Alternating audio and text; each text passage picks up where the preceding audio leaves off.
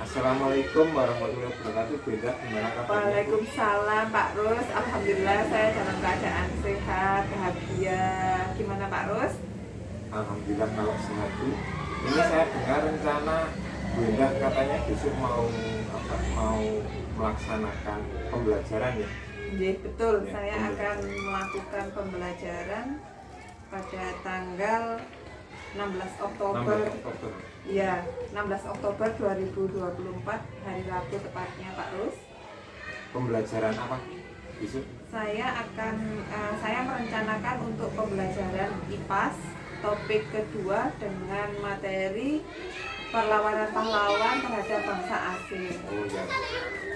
Baik Bunda, untuk ini demi kelancaran pembelajaran Bunda, jadi sebelum Bunda melakukan pembelajaran besok, saya mau mengajukan pertanyaan praobservasi Iya, ya, boleh. supaya besok bisa mengetahui apa saja yang mau disampaikan, kemudian strategi pembelajarannya. Iya, boleh Pak Rus, Baik silahkan. Bu, saya mau menanyakan yang pertama. Jadi tadi pelajarannya IPAS nih. Iya. Ya, IPAS. Kalau boleh tahu tujuan pembelajarannya apa? Tujuan pembelajaran saya untuk bab ini yaitu mengenalkan kepada siswa sejarah perlawanan rakyat Indonesia terhadap bangsa asing yang telah menjajah Indonesia selama 350 tahun. Itu yang pertama. Yang kedua, saya mengajak siswa agar dapat merefleksikan semangat juang para pahlawan, dan yang ketiga adalah siswa dapat meneladani sikap-sikap dari para pahlawan untuk diimplementasikan dalam kehidupan sehari-hari. Jadi ada 3 tadi ya. Iya, Tujuan betul. pembelajarannya mengenal sejarah ya, perlawanan rakyat Indonesia terhadap bangsa Eropa, kemudian mampu meneladani sikap-sikap para pahlawan, Iya, dan yang terakhir dapat merefleksikan semangat juang para pahlawan. iya betul. Baik, luar biasa sekali Bu. Kemudian yang selanjutnya, area pengembangan mana yang hendak dicapai nanti? Saya akan mengembangkan dari siswa itu yaitu tentang diskusi kelompok, yang mana setiap kelompoknya itu akan saya bagi menjadi 4 siswa, jadinya dari 23 siswa itu nanti akan saya bagi 6 kelompok. Jadi setiap kelompok itu ada yang terdiri dari 4 siswa, ada yang 3. Jadi nanti diskusinya akan dibagi 6 kelompok. Iya, Jadi 6 kelompok. per kelompoknya Ada 4 siswa, empat ya siswa. nanti ada diskusi kelompok, ada ceramah, dan ada tanya jawab. Terus strateginya apa yang akan dilakukan saat pembelajaran, memakai strateginya? Strategi yang saya lakukan saat pembelajaran nanti menggunakan project based learning atau PBL, dan pembelajaran berdiferensiasi. Untuk yang berdiferensiasi saya menggunakan diferensi konten, diferensi proses, dan diferensiasi produk. Untuk hasil produknya nanti adalah hasil diskusi dari siswa yang akan maju ke depan untuk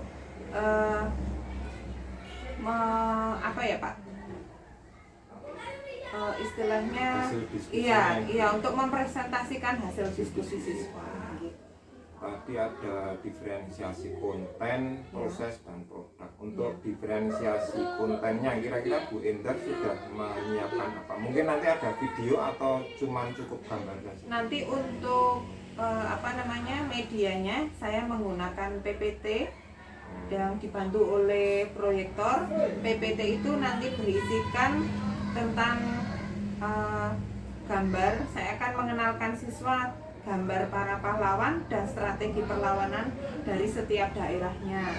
Misalnya seperti Pangeran Diponegoro itu ada perlawanan Jawa yang dilakukan di Yogyakarta. Nah itu kan anak-anak belum mengenal tokoh-tokoh dari para pahlawan itu.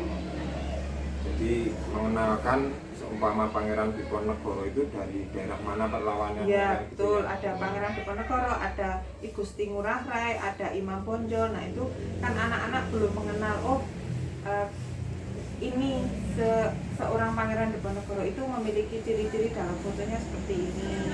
Kemudian nanti juga ada video motivasi siswa dalam meneladani sikap-sikap para pahlawan itu. Oke, baik.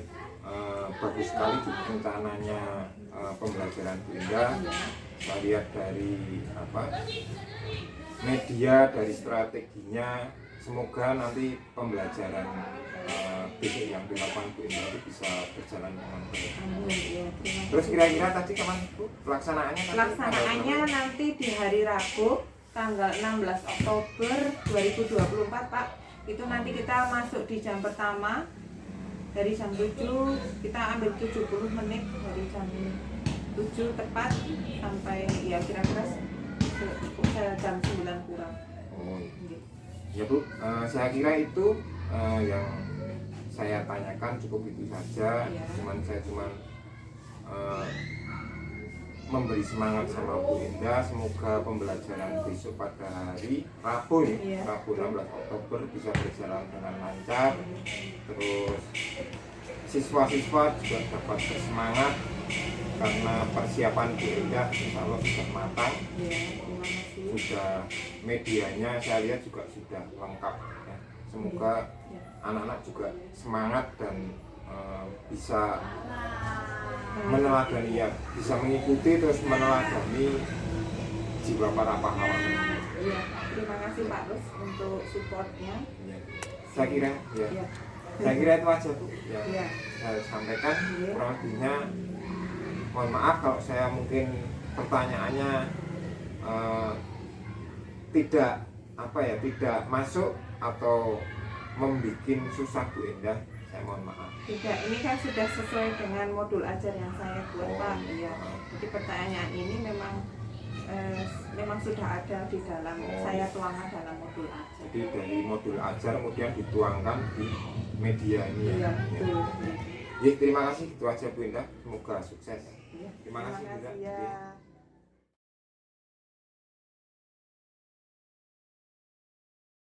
Assalamualaikum warahmatullahi wabarakatuh.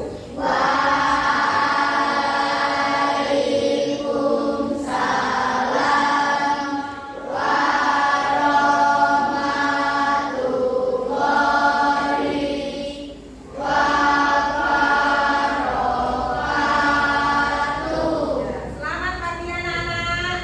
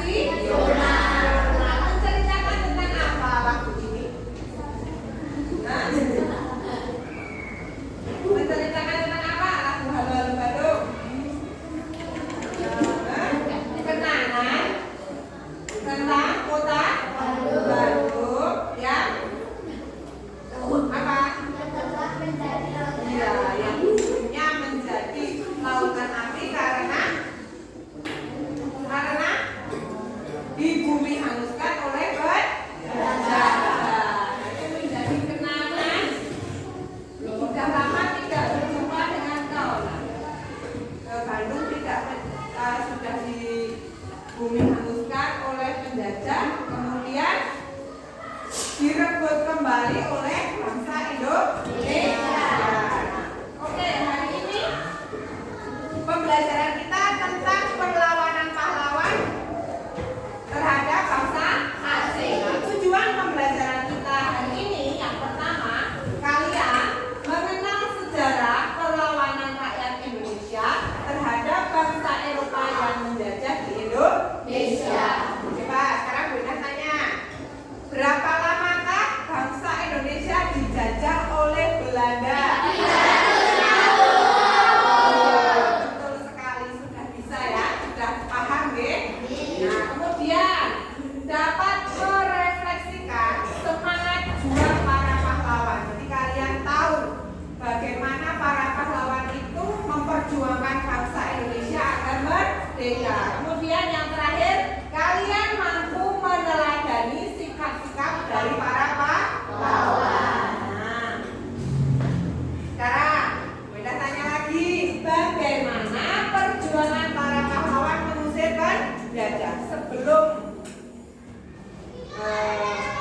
bangsa Indonesia merdeka itu? Indonesia pernah dijajah oleh Belanda selama 350 tahun lamanya, setengah abad. Nah, itu bagaimana keadaan pada waktu itu? Indonesia dijajah itu, bangsa kita, leluhur kita itu mengalami yang namanya penderitaan, dibuat menderita, dibuat sengsara, kemudian diambil alih kekuasaannya. Bangsa yang pertama masuk ke Indonesia, bangsa mana? Portugis. Nah, bangsa Portugis itu datang ke Indonesia dengan tujuan apa?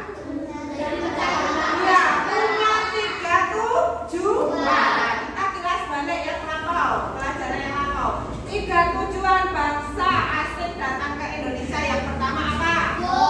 Ya, gold. Gold itu melambangkan apa?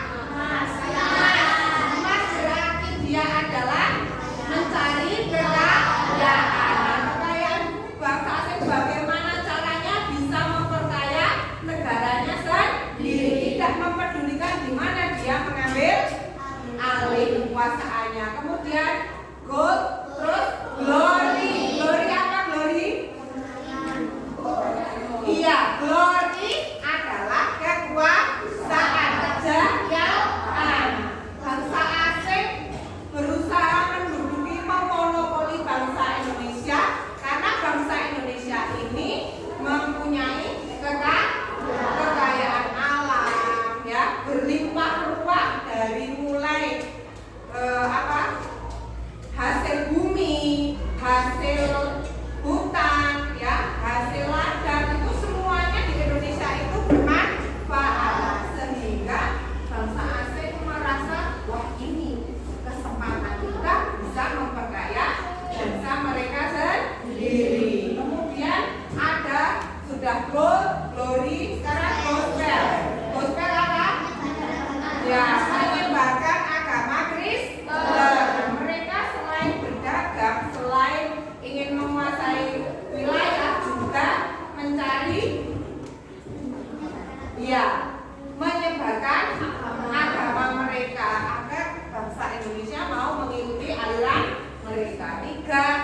Tiga tujuan dari bangsa Portugis datang ke Indonesia. Kemudian selama 350 tahun dijajah habis oleh bangsa asing,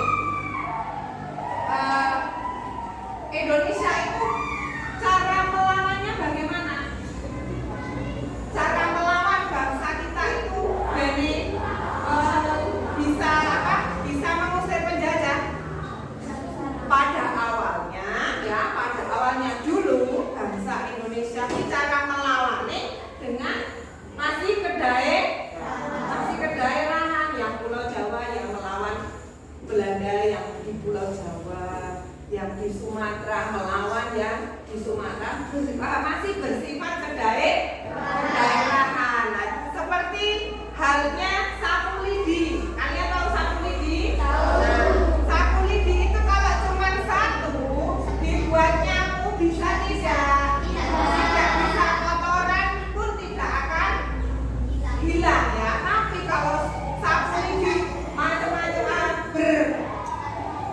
ya bermacam-macam, jadikan satu ya, jadikan satu, diikat dalam satu ikatan, satu tujuan, maka untuk menyambut juga bersih. Bisa pun tak sama halnya dengan bangsa Indonesia. Kalau sifatnya masih kedaerahan, masih sendiri-sendiri, Bali sendiri, Jawa sendiri, Sumatera sendiri, itu tidak akan bisa mengusir penjajah.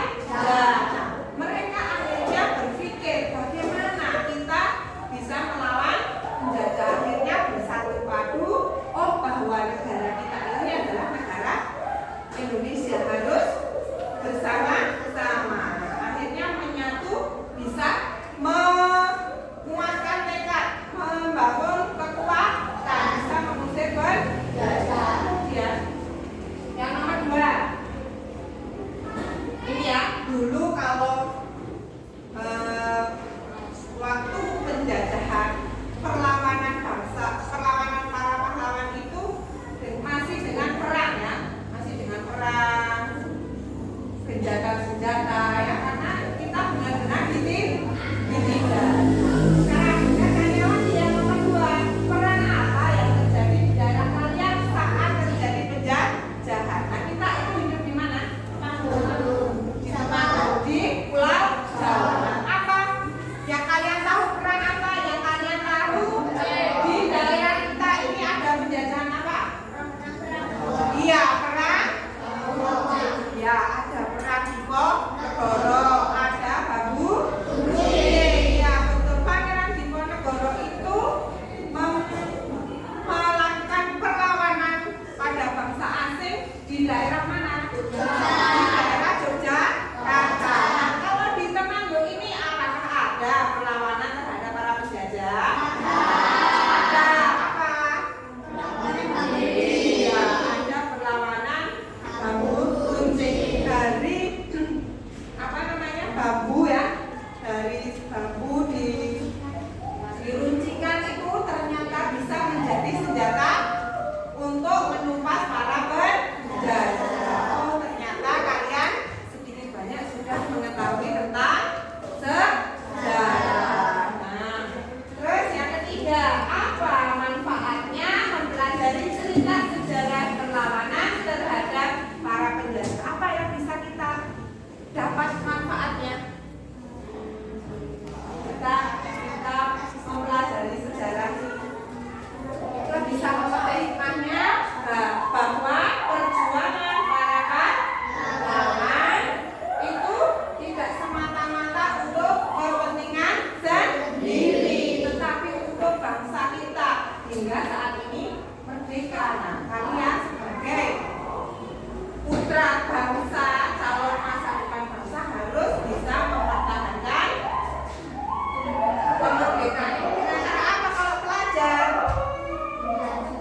Dia belajar dengan sungguh-sungguh, mengikuti upacara setiap hari Senin, kemudian mengikuti upacara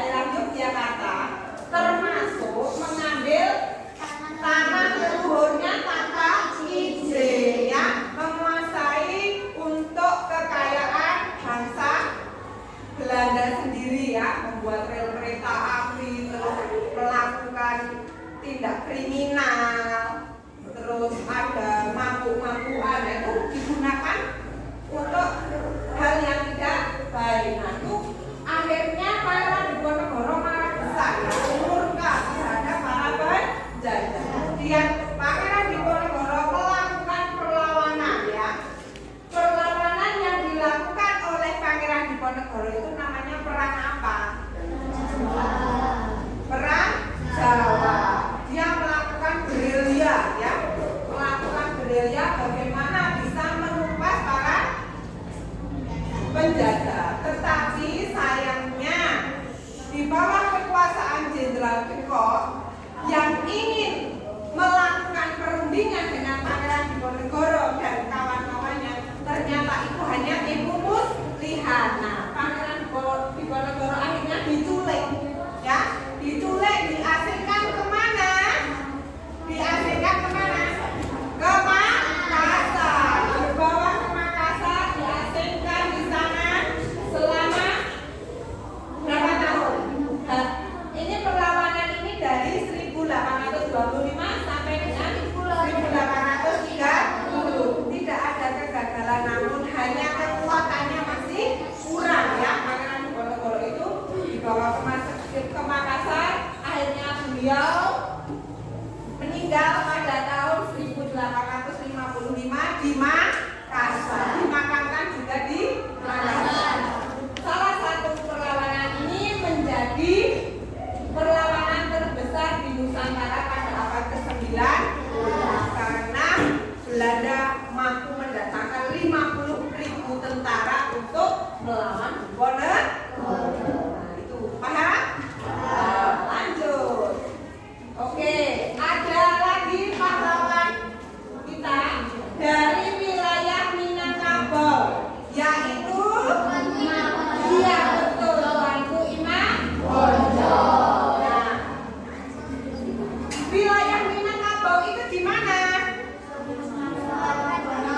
Di Sumatera Barat. Di Sumatera Barat itu terjadi yang namanya perang. Namanya perang Padri. Perang Padri itu dipicu oleh konflik internal antara kaum adat sana, ya, kaum pribumi, dan kaum Padri yang dipengaruhi oleh gerakan purifikasi Islam. Nah, mereka diadu domba, ya, diadu domba. Namun akhirnya perlawanan ini ternyata mereka setelah diadu domba sadar, oh ternyata ini hanya sebuah tipu muslihat dari Belanda. Nah, akhirnya perlawanan ini diarahkan untuk melawan kolonial Belanda yang ingin menguasai wilayah tersebut. Nah, tokoh dari Minangkabau ini adalah Tuanku Imam Bonjol. Juga sifatnya masih kedaerahan. Next, ada lagi. Nah, siapakah dia? Iya, pahlawan dari Maluku. Dia melakukan perlawanan di Maluku, dipimpin oleh Kapitan Panipura atau nama lahirnya adalah Thomas Matulesi, ya. Dalam perang Panipura ini dia memimpin rakyat Maluku melawan kolonial Belanda yang ingin menguasai sumber daya dan rempah-rempah di wilayah tersebut. Meskipun perlawanan berakhir dengan penangkapan dan eksekusi Patimura. Patimura itu memperjuangkan hak-hak rakyatnya, tapi Belanda membawa yang menculik Patimura, menawan Patimura. Akhirnya beliau dibawa oleh Belanda dan dihukum gantung oleh Belanda. Semangat perjuangannya tetap dikenang hingga saat ini. Kemudian lagi, nah ini siapakah dia? Ya, Pangeran Antasari. Perlawanan yang dilakukan di Kalimantan dipimpin oleh Pangeran Antasari dari kerajaan Banjar. Dalam perang Banjar, ya, tahun 1859 hingga 1863, Pangeran Antasari memimpin rakyat melawan kolonial Belanda yang ingin menguasai SDA, sumber sumber daya alam di wilayah Kalimantan, terutama pertambangan. Ya, Kalimantan itu terkenal dengan pertambangan selain emas, ada tambang minyak, ya enggak? Nah, itu Belanda itu sangat apa ya? Dengan Indonesia itu sangat antusias ingin menguasai, karena kekuasaan wilayah Indonesia itu memiliki banyak sumber daya alam. Nah, lanjut. Ini ada lagi. Ada si ayam jantan dari timur. Siapakah dia? Nah, siapa? Sultan Hasanuddin. Beliau dari kerajaan Goa. Nah, beliau berjuang melawan VOC atau tentara Belanda dalam perang Makassar untuk mempertahankan kedaulatan kerajaannya. Hasanuddin dijuluki ayam jantan dari timur karena apa? Keberaniannya dan kekuatannya dalam memimpin perang. Terus ada lagi dari di daerah Bali, perlawanan dipimpin oleh I Gusti Ngurah Rai. Nah, terjadi perang Kutukan di Bali, sebuah perlawanan hingga titik darah penghabisan untuk mempertahankan kemerdekaan Bali dari serangan Belanda. Meski pada akhirnya Bali jatuh ke tangan Belanda, semangat juang mereka sangat dihormati. Nah, itu beberapa pahlawan. Siapa saja tadi? Ada Pangeran Diponegoro, Patimura, Panembahan, ada lagi. Terus ada I Gusti Ngurah Rai, ada Sultan Hasanuddin. Nah, masih banyak lagi pahlawan yang belum disebutkan ya. Nah, kemudian dalam masa pergerakan atau strategi yang digunakan para pejuang itu sebelumnya masih bersifat kedaerahan, masih menggunakan fisik. Nah, menggunakan fisik, masih perang ya. Tahunnya hanya wilayah sendiri yang dijajah. Ternyata seluruh bangsa Indonesia. Akhirnya mereka melakukan pendekatan, mulai berpikir, mulai menggunakan akalnya. Oh, gimana caranya supaya ini bisa berjalan? Kita bisa menyusun strategi untuk melawan penjajah. Nah, mereka akhirnya menuju pendekatan yang lebih modern dan terorganisir. Ya, perjuangan pada masa ini tidak lagi berbasis perlawanan senjata, ya. Mulai menggunakan otak, menggunakan pikirannya. Ya, caranya bangsa ini orang yang dijajah terus, ya. Nah, terus akhirnya mereka menggunakan jalur pendidikan, jalur politik dan organisasi yang bertujuan membangun kesadaran nasional dan persatuan. Mulai akalnya dipakai, mulai berpikir, ayo kita harus menyatukan tekad, menyeimbangkan langkah bagaimana ini bisa merdeka. Terus akhirnya terjadilah pada masa pergerakan nasional setelah mereka berpikir. Nah, itu ada kesadaran nasional ditandai dengan adanya kesadaran pentingnya persatuan dan kesatuan. Nah, identitas bangsa Indonesia ini milik negara kita, milik bangsa kita. Kemudian peran pendidikan. Nah, pendidikan ini ya menjadi faktor kunci dan membentuk kesadaran nasional. Tokoh yang menjadi peran pendidikan, tokoh pendidikan itu siapa? Coba kepalanya diangkat. Siapakah tokoh yang menjadi bapak pendidikan di Indonesia? Ada yang tahu? Bapak pendidikan di Indonesia adalah Ki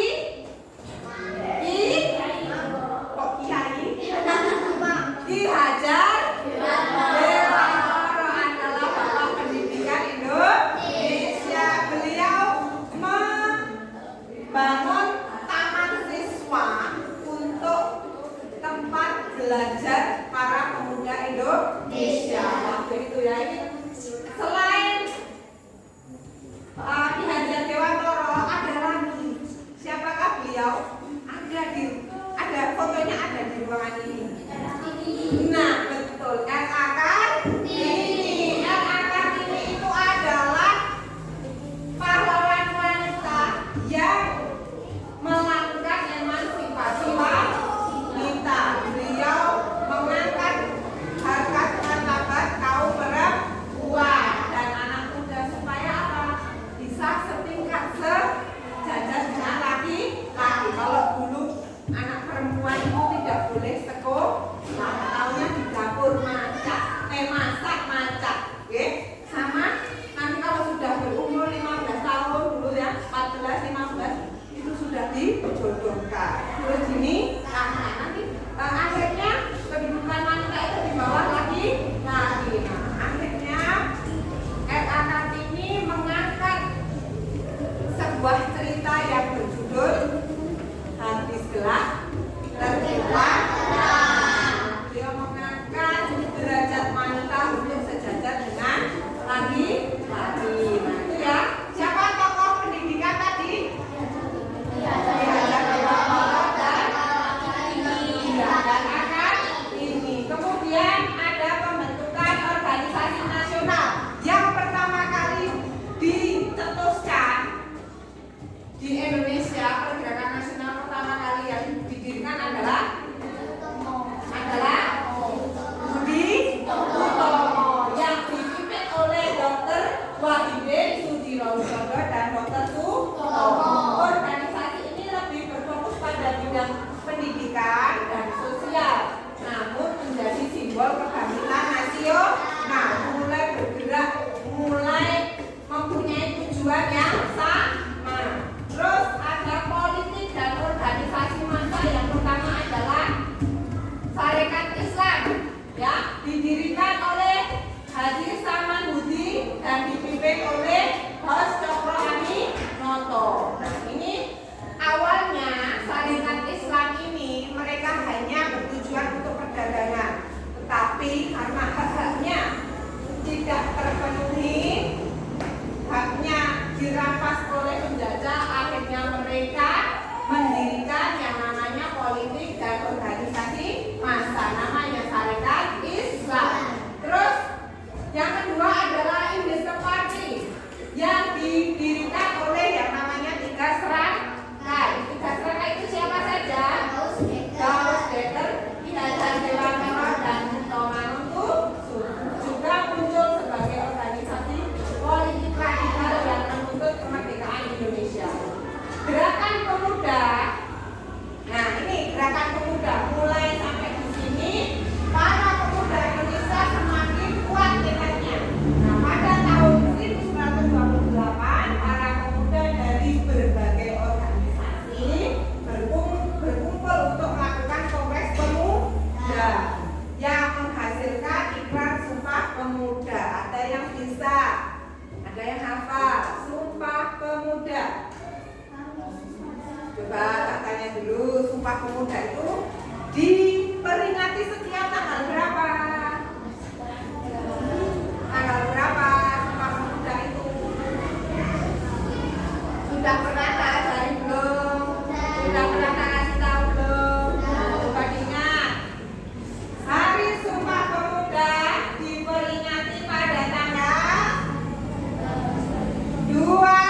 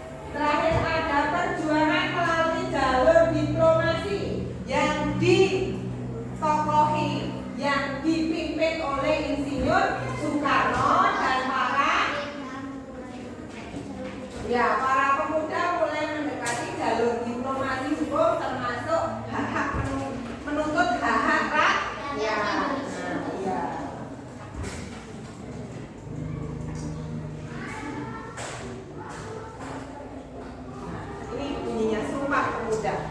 Sumpah Pemuda. Kami putra dan putri Indonesia mengaku berbangsa, bertumpah darah yang satu, tanah air Indonesia. Kemudian kami putra dan putri Indonesia mengaku berbangsa yang satu, bangsa Indonesia. Terakhir, kami putra dan putri Indonesia menjunjung tinggi bahasa persatuan, bahasa Indonesia. Bisa nggih? Bisa? Itu tadi adalah perlawanan terhadap perlawanan pahlawan terhadap para penjajah. Setelah Belanda berhasil dilumpuhkan oleh bangsa Indonesia, itu sudahkah berakhir? Sudahkah penderitaan bangsa Indonesia selama 350 tahun itu berakhir? Belum, ternyata masih ada bangsa lain yang datang ke Indonesia dengan harapan memberikan iming-iming bahwa kita adalah bersaudara, kita dari Asia, ya enggak? Bangsa kami akan membantu Indonesia untuk merdeka. Ternyata itu hanya iming-iming belaka, hanya sebuah motivasi yang semu ya. Ternyata bangsa Belanda setelah menyerah kepada Jepang datang ke Indonesia melakukan apa? Itu tadi rencana ekspansi di Asia Tenggara, karena Jepang baru melakukan perang dunia kedua. Jepang berusaha menguasai wilayah Indonesia. Mergane opo? Kenapa kok bangsa Jepang pengen menduduki wilayah Indonesia? Karena apa? Karena ini ada 5 tujuan dari Jepang. Yang pertama, sumber daya alam Indonesia ini sangat berlimpah ruah ya Kak. Nah, wis bisa musir Belanda, Jepang datang hanya untuk menggantikan ya Kak, menggantikan menjajahnya ya Kak. Nah, sumber daya alam Indonesia berlimpah ruah, apalagi Jepang membutuhkan hasil bumi seperti timah, batu bara, minyak bumi ya untuk bahan perang. Nah, lanjut yang kedua, posisinya sangat strategis. Indonesia itu diatik oleh yang namanya dua benua dan dua samudra. Samudra apa? Pasifik dan Hindia. Diatik oleh dua itu menjadi jalur perdagangan ya kan? Nah, pengen memonopoli wilayah Indonesia. Terus yang ketiga adalah ekspansi kekaisaran Jepang dengan iming-iming kita adalah saudara. Nanti kita bantu untuk perjuangan Indonesia. Ternyata itu hanya omong kosong. Jepang ya tetap arek menjajah Indonesia, malah dibuat lebih sengsara. Indonesia bangsanya dijalui tenaganya, diminta tenaganya, diminta harta bendanya, kemudian disuruh kerja paksa, tidak diberi makan, tidak diberi minum, tidak diberi fasilitas kesehatan, ya tidak diberi upah, belah sang soyo solo. Nah, itu hanya sebuah ekspansi ya, hanya iming-iming belaka. Terus ada lagi tenaga kerja dan sumber daya manusia nih. Sumber daya ini dikuasai, sumber tenaga nih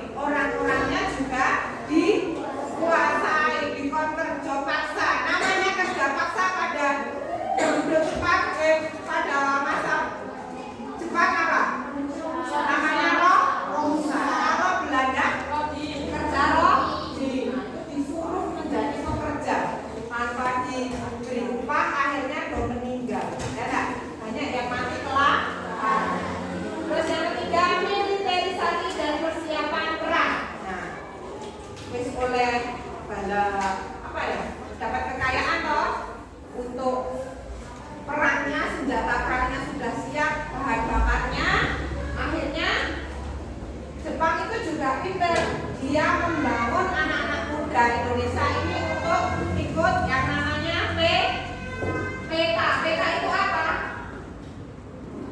Peta adalah peta.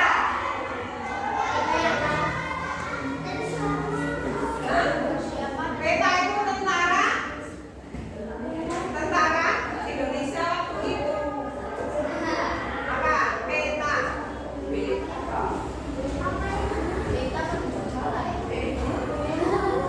Ya, ini tentara peta.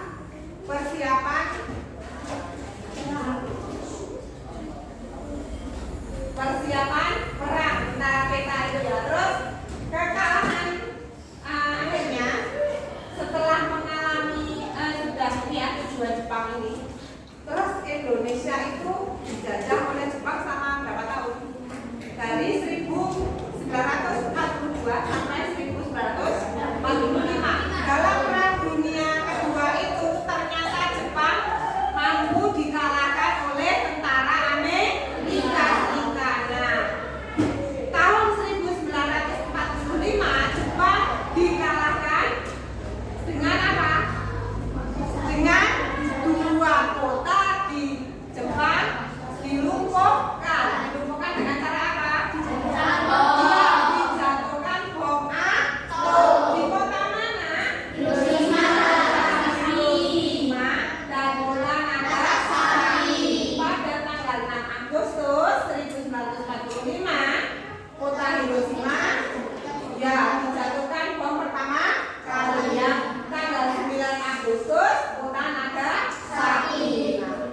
Setelah dijatuhkannya bom itu akhirnya bangsa Jepang mengalami kelumpuhan. Nah, mereka akhirnya menyerahkan diri kepada sekutu, kepada tentara Amerika Serikat ya. Nah, itu mereka menyerahkan diri pada tanggal 15 Agustus dan mengumumkan bahwa bangsa Jepang kalah. Hal ini menjadi kesempatan bangsa Indonesia untuk mengisi kekosongan kekuasaan di Indonesia. Akhirnya para pemuda dari golongan tua dan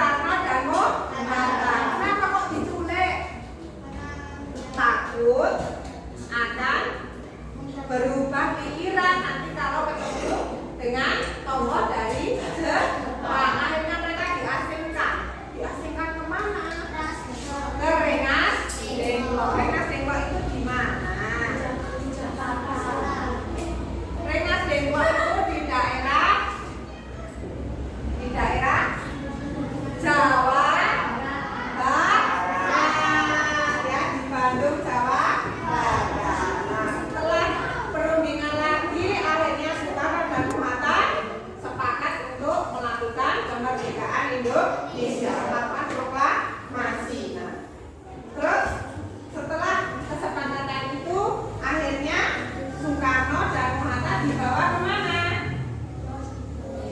Dibawa ke rumah Laksamana Haidar untuk merumuskan naskah proklamasi. Setelah jadi dengan beberapa perundingan, akhirnya proklamasi, teks proklamasinya siap untuk diproklamasikan. Nah, siapakah yang menyusun naskah proklamasi? Yo. Yang merumuskan ya Insinyur Soekarno, Bung Hatta, Ahmad Subarjo, dan para golongan tua dan muda bersatu berunding. Nah, kemudian setelah jadi barulah diketik. Siapakah yang mengetik? Sayuti Melik, tanggal 17 Agustus 1945 sudah siap untuk dilaksanakan proklamasi kemerdekaan. Yang menjadi pengibar bendera pertama kali adalah siapa? Dua orang. Hah? Latif Indragiri dan Suhut.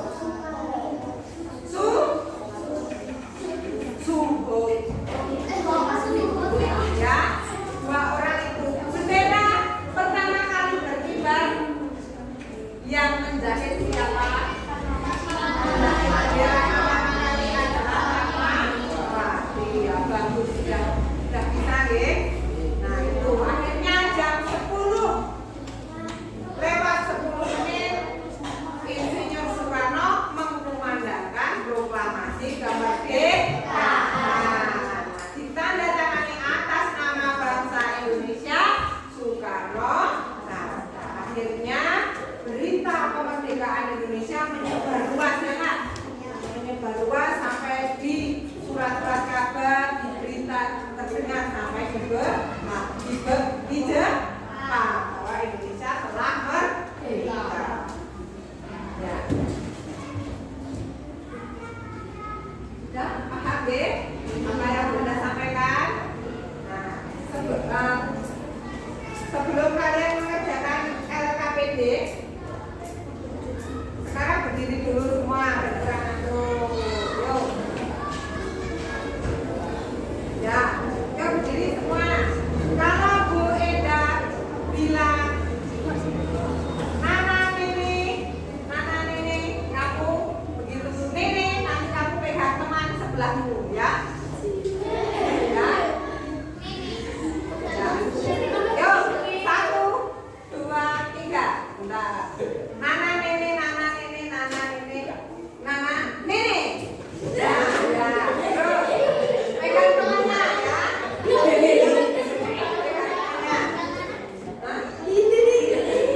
Kalau bilang Nana, dengarkan. Kalau Bu Eda bilang Nini,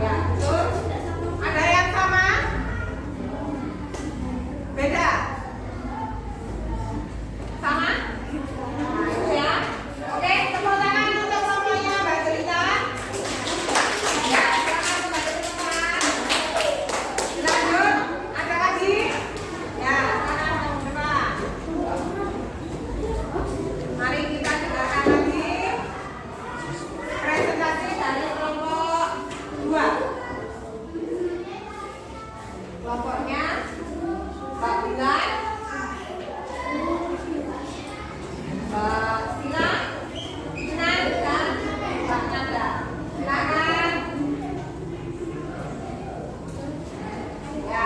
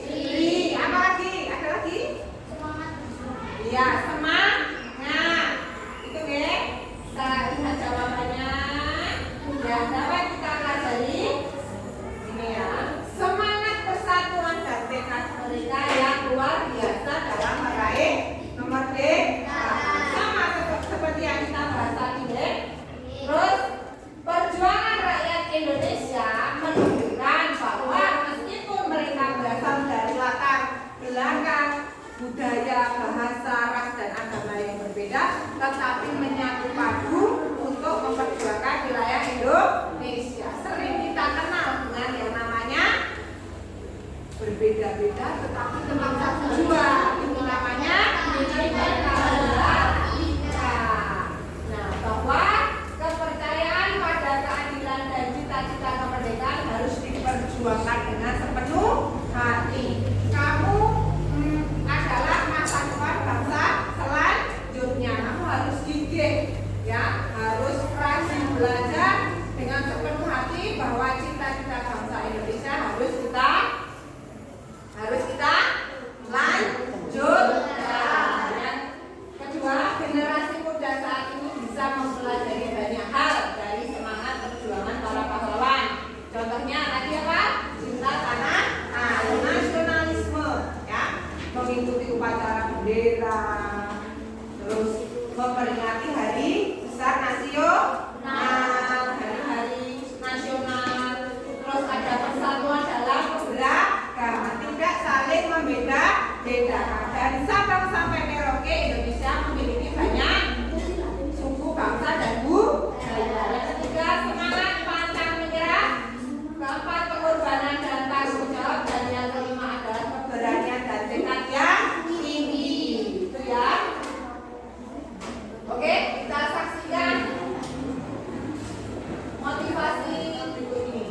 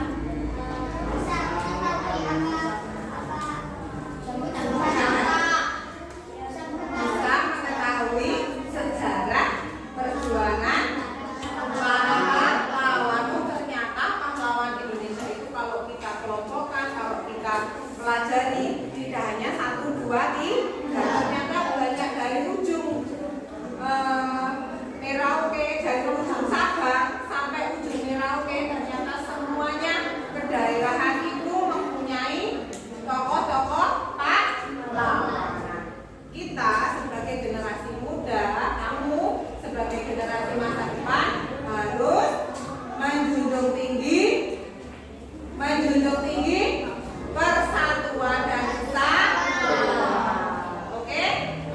Ya, baik. Ada pertanyaan? Tidak ada? Sudah jelas? Nah, oke. Sekali lagi Bu tanya, hari ini kita belajar tentang apa?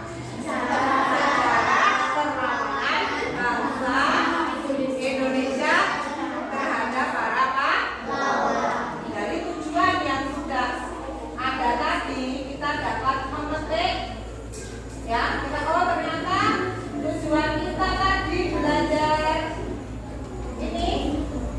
belajar sejarah perlawanan ini, kita sudah mengenal sejarah para pahlawan ya. Tadi ada pangeran siapa? Pangeran Diponegoro, Pangeran Antasari, Tuan Imam Bonjol, yang dari Bali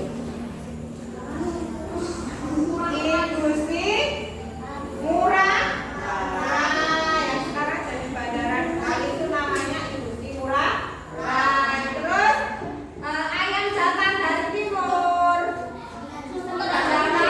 Sultan Hasanuddin.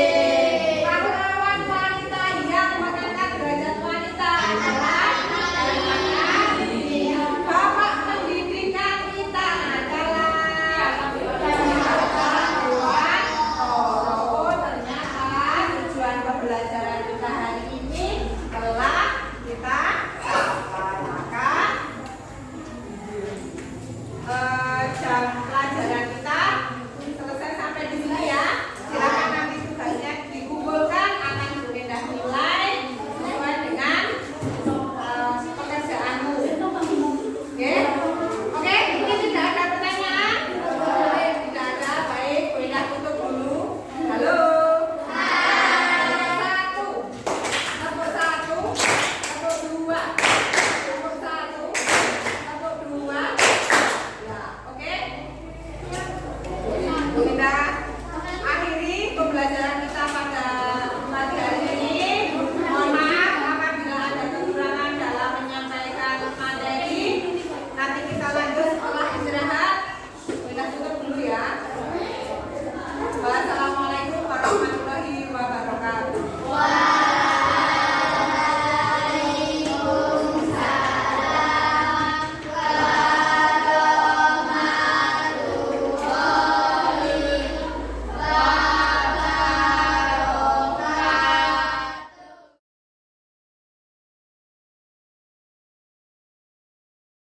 Bismillahirrahmanirrahim. Selamat pagi Bu Endah. Gimana kabarnya hari ini? Selamat pagi Pak Rus, alhamdulillah Sehat? dalam keadaan baik. Baik, ya. Baik Bu Endah, untuk hari ini saya menjadwalkan untuk observasi ya. Kemarin Bu Endah sudah melakukan pembelajaran di kelas. Sekarang waktunya untuk kita merefleksi yang kegiatan pasca observasi. Iya, baik Pak Rus. Oke, jadi kemarin Bu Endah sudah melakukan pembelajaran di kelas. Kemarin tentang pelajarannya apa kemarin? Pembelajaran yang saya lakukan kemarin itu mata pelajaran IPAS, materinya tentang sejarah perlawanan rakyat Indonesia terhadap penjajah. Oh ya, kemarin pas nih. Iya. Kira-kira kemarin tujuannya pembelajarannya apa? Tujuan pembelajarannya kemarin? Tujuan pembelajarannya itu siswa dapat mengenal sejarah perlawanan rakyat Indonesia terhadap bangsa asing. Kemudian siswa mampu meneladani sikap-sikap para pahlawan, dan yang ketiga itu siswa dapat merefleksikan semangat juang para pahlawan. Ya. Kemarin kelihatannya kan ya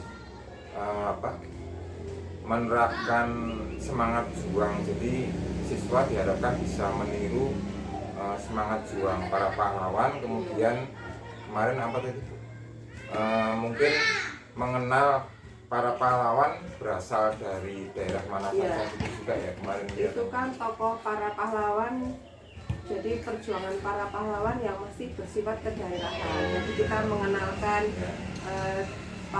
pahlawan dari daerah mana, misalnya kemarin Pangeran Diponegoro dari Yogyakarta, perlawanannya apa, kemudian Tuanku Imam Bonjol itu dari berasal dari daerah mana, perlawanannya apa, seperti itu. Bagus sekali untuk pembelajarannya. Kemarin perasaan Bunda gimana waktu mengajar? Perasaannya gimana? Perasaannya ya saya merasa ikut dalam suasana pembelajaran itu Pak, suasana materi pembelajaran itu.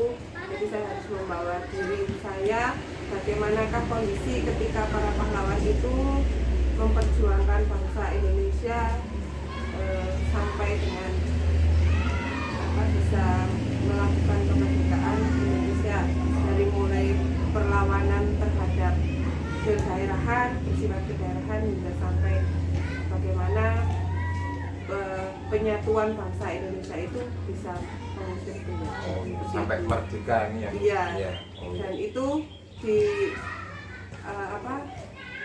siswa pun menanggapinya juga dengan antusias, dengan penasaran.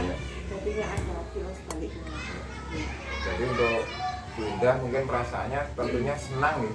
Muridnya kan antusias gitu, berarti berhasil nih. Iya, anak-anak itu kan belum pernah melihat tokoh para pahlawan. Oh, siapa sih Pangeran Diponegoro itu, seperti apa ciri-cirinya itu. Nah, kita tampilkan dengan media gambar, dengan media video itu, anak-anak menjadi ada rasa keingintahuan seperti itu. Kemarin juga ditampilkan gambar seumpama Pangeran Diponegoro itu kayak apa? Ada juga. Ada, ya. Itu kan ada dari Pangeran Diponegoro, Tuanku Imam Bonjol, kemudian Pangeran Antasari, kemudian Pangeran Hasanuddin, Kapten Patimura. Nah itu anak-anak banyak sudah mengetahui. Jadi anak-anak sudah punya gambarannya. Pangeran Diponegoro itu yang pakai apa itu? Pakai surban. Surban kayak itu Ya, sudah ada kemudian gambarannya. nama lahirnya, kemudian nama sebutannya seperti Pangeran Hasanuddin itu kan disebut dengan ayam jantan dari timur. Nah itu ayam jantan dari timur itu tokoh dari mana? Dari Maluku Bu, bernama siapa? Nah itu. Ya bagus sekali Bunda.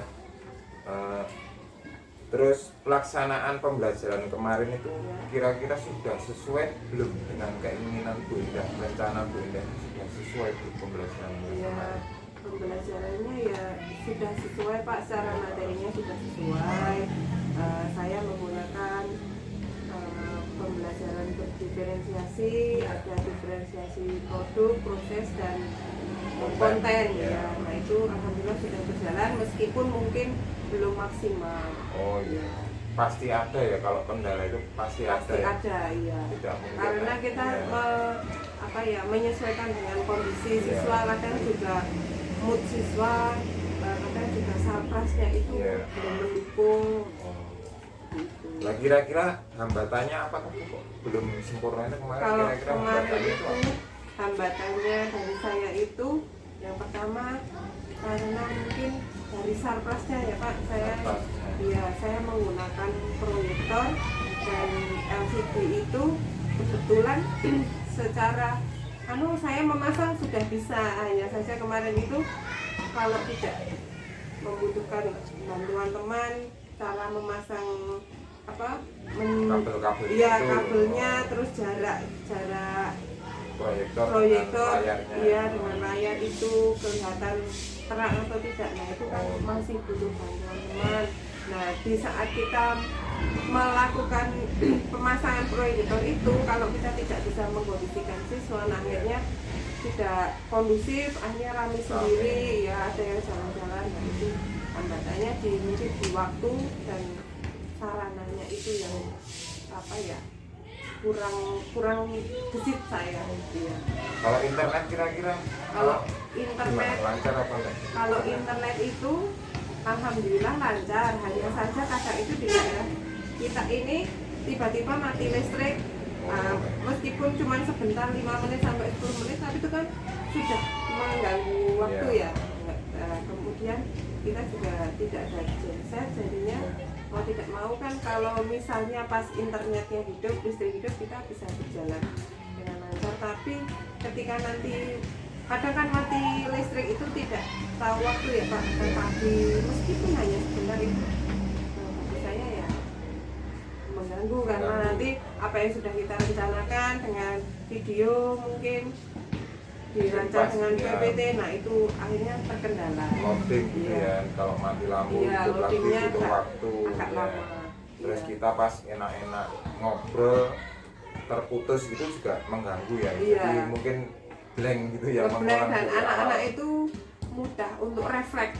Misalnya mati listrik gitu, wah bu mati, nah itu terus istirahat bu, nah itu kan anak itu kadang sering maturnya itu langsung spontan Iya. gitu. Tapi secara umum Secara tetap umum berjalan ya. berjalan ya. Alhamdulillah sih untuk waktu pembelajaran saya ini untuk masalah internet dan listrik, insya Allah masih dalam kondisi yang baik. Ya, mudah-mudahan kedepannya tidak terjadi seperti itu. Terus kira-kira solusi apa Bu yang akan Bu Endah lakukan untuk mengatasi hambatan tersebut?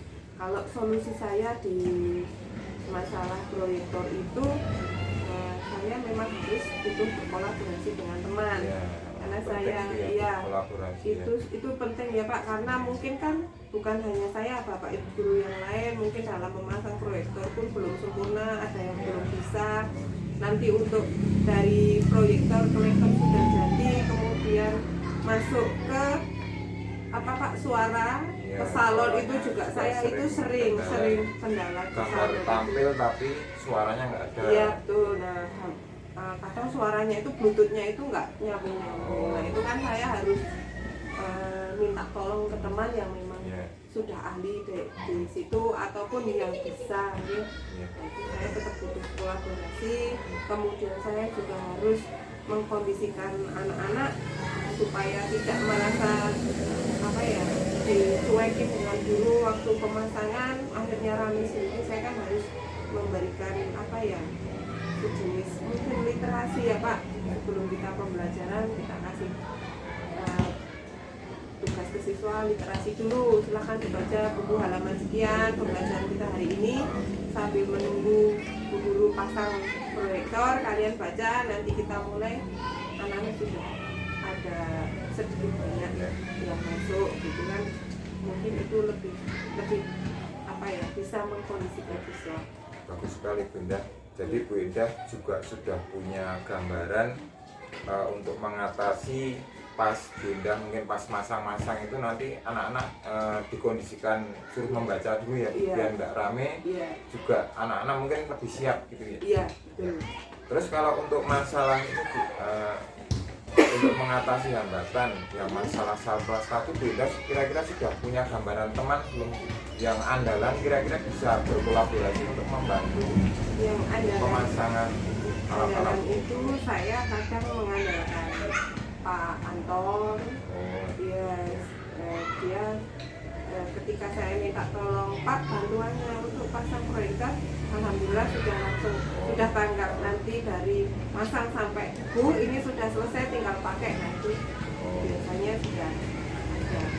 Sudah punya gambaran. Nanti kalau pas mau pasang-pasang mungkin minta bantuannya Mas Anton. Iya. Sudah lincah ya Mas Anton masang-masang kayak gitu. Sudah ya. Ahli ya. Sudah ahlinya Pak. Saya nggak bisa ke bluetoothnya saja, kadang sudah nyambung ke bluetooth tapi tidak keluar suaranya, itu kan kita panik ya, ini waktunya sudah berjalan tapi belum bisa. Nah itu kan saya panggil saja langsung Pak Anton datang, nanti diselesaikan. Oke, terus selanjutnya dari 4 kompetensi ya, kompetensi kira-kira kompetensi yang paling Bu Endah mau kembangkan atau dipelajari kira-kira kompetensi yang mana dari 4 Saya kompetensi? itu ada pedagogik Pak. Iya. Jadi saya ingin ketika saya mau membantu dalam menyalurkan ilmu saya dalam mengajar itu, mungkin kalau sekarang dengan ceramah, metode ceramah itu bersifatnya kan pusat pada guru ya. Iya, Nah, pusat itu pada guru. siswa hanya diminta untuk mendengar. Nah, saya ingin membuat pembelajaran itu berdiferensiasi ya. Jadinya kita bikin kelompok. Nah, siswa itu bisa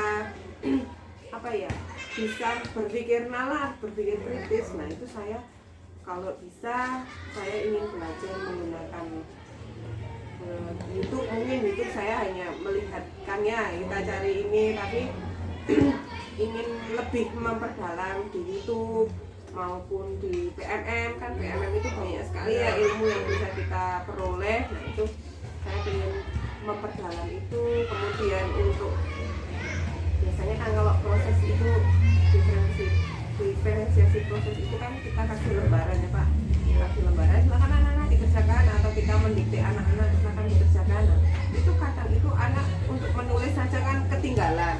Itu sudah ibaratnya kan anak kadang bosan, kok nulis terus gitu. Saya ingin menambah pengetahuan anak-anak. Oh, ini loh ada sejenis krisis atau kahut. Nah, itu bisa lebih menarik siswa, kan ada gambarnya, itu lebih menarik. Dan mungkin kalau membawa HP untuk anak SD saya rasa kan masih berisiko ya. Kita siapkan saja selebaran kertas, nanti kita tampilkan di layar, kita pakai Kahoot gitu kan. Anak-anak menuliskan jawaban di kertas lebih efisien. Nah, itu keinginan saya itu ada di kompetensi pedagogi Pak, menambah ilmu saya dalam mengajar. Ya. Jadi yang paling utama yang pedagogi Bu Indah pengen mengembangkan mungkin variasi mengajarnya juga ya. Variasi mengajar. Ya. Jadi nanti bisa melihat contohnya mungkin di PMM apa itu terus Kahoot itu ya. Iya. Kahoot itu game apa Pak? Kahoot itu ya Kayak game. sejenis game tapi lebih kepada kita mengisinya dengan pengetahuannya Pak. Jadi misalnya berikut ini gambar misalnya tulang ya, kemarin tentang bab tulang itu gambar yang termasuk berikut ini ada sebuah gambar yang ada di gambar itu adalah kelainan penyakit apa, misalnya tifosis, ada multi choice-nya itu ada misalnya tifosis, lordosis atau dan sebagainya itu. Nah, kan tinggal anak ada warna-warni itu Pak, itu jawabannya hijau, kuning, merah. Itu kan anak-anak senang. Ya, bagus sekali rencana yang mau dilakukan Bu Indah itu menurut saya sudah bagus sekali ya.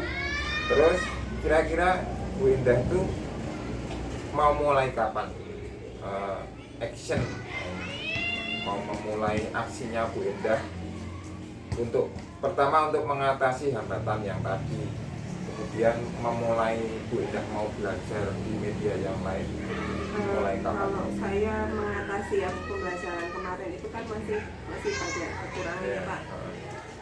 Dari proses pemasangan saja lama, kemudian kemarin bercerita itu juga kan lama ya, anak-anak kan ada rasa bosannya.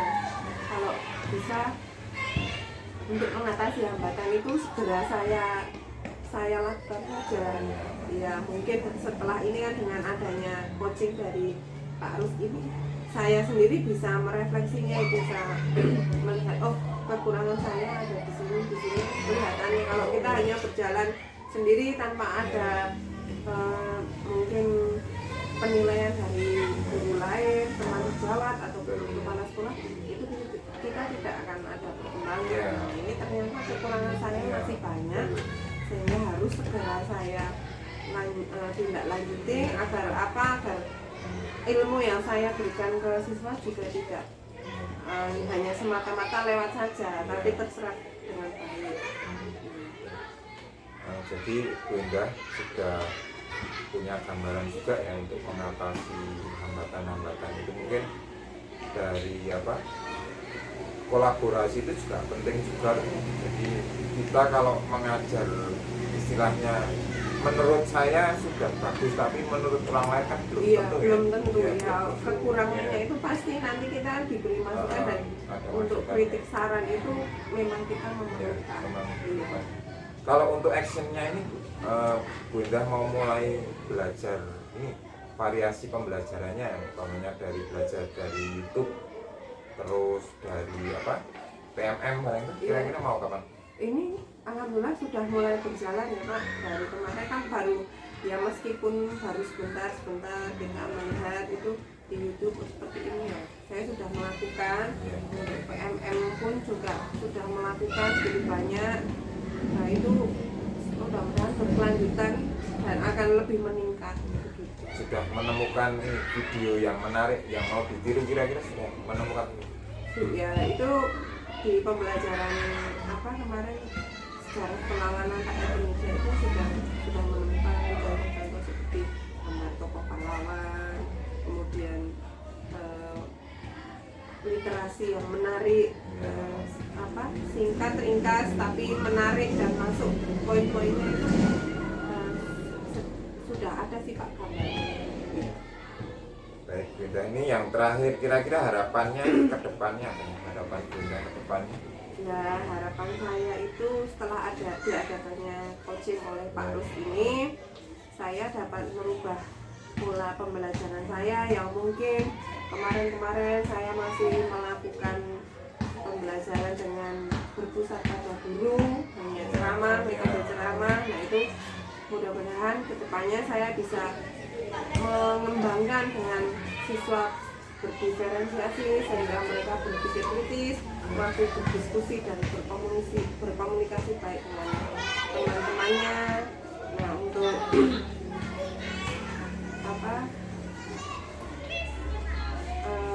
hambatan-hambatan yang kemarin terjadi itu seperti sarpras dan siswa yang kurang aktif saat mengikuti pembelajaran itu, saya berharapnya dengan adanya melakukan kolaborasi dengan teman, terus teratasi pembelajarannya menggunakan media gambar, audio visual, video, nah itu bisa menambah menarik. Iya, lebih menarik siswa dalam belajar, terus bisa terserap dengan sempurna ya. Kan siswa itu macam-macam Pak, ada yang senang dengan gambar saja, visual, audio visual, kemudian ada yang kinestetik, jadi langsung kerja bertindak, itu kan macam-macam ya. Nah mudah-mudahan dengan adanya coaching ini saya bisa mengolah anak-anak, mengambil siswanya itu kira-kira dia senangnya di mana, nah itu bakatnya di mana, bakat minatnya ada di mana, saya bisa mengelompokkan. Jadi siswa itu tidak bosan saat mengikuti pembelajaran. Dan kemarin sudah menggunakan pembelajaran diferensiasi, saya sudah menggunakan diferensiasi konten, dan saya tayangkan gambar, video, kemudian dengan diferensiasi proses, mungkin sifatnya kemarin masih print ya Pak, ya silakan anak dikerjakan, belum menggunakan Kahoot, belum menggunakan Quizzes. Nah itu mungkin lain waktu saya bisa menggunakan itu untuk diferensiasi proses. Kemudian untuk diferensiasi produknya, anak-anak bisa mendiskusikan hasil, bisa mempresentasikan hasil diskusinya ke depan kelas dengan percaya diri. Begitu Pak harapan ke depan ya. Mudah-mudahan apa yang saya lakukan ini, rencana yang akan saya lakukan besok itu dapat bermanfaat untuk anak-anak, baik anak-anak maupun diri saya sendiri. Ya baik Bunda, apa yang sudah diutarakan Bunda, apa yang sudah direncanakan Bunda itu menurut saya sudah bagus sekali. Harapan saya segera ditindaklanjuti saja biar Bu Indah dalam membimbing anak-anak itu semakin baik, semakin meningkat, anak-anak juga semakin antusias dalam pembelajaran ini. Iya Pak. Ya. Saya kira itu aja, Bu Indah. Sudah Ya. cukup Pak Rus. Terima kasih atas waktunya. Semoga kedepannya Bu Indah tambah sukses, tambah baik. Iya. Ya. Terima kasih Oke. banyak Pak Rus. Terima kasih.